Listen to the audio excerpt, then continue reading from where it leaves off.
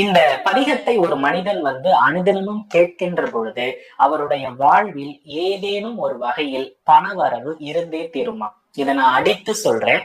இந்த பதிகத்தினுடைய மகிமையை எவர் ஒருவர் வெள்ளிக்கிழமை தோறும் சுக்கிர குரு சூரிய ஓரைகளில் அமர்ந்து ஒரு விளக்கின் முன்னாலோ அல்லது இறைவன் எந்த சிவாலயமாக இருந்தாலும் பரவாயில்லை, இறைவனுடைய பிரகாரத்திற்கு வலம் வரக்கூடிய இடங்கள் எல்லாம் இருக்கிறது இல்லையா, அந்த இடத்தில் அமைதியாக அமர்ந்து படித்தாலும் சரி, அல்லது வில்வ மரத்தடி ஆற்றங்கரை இந்த மாதிரியான இடங்களில் வாய் விட்டு சூரியனை பார்த்து இந்த பதிகத்தை படித்தாலும் அவருக்கு பண வரவு என்பது உறுதியாக இருக்குமா?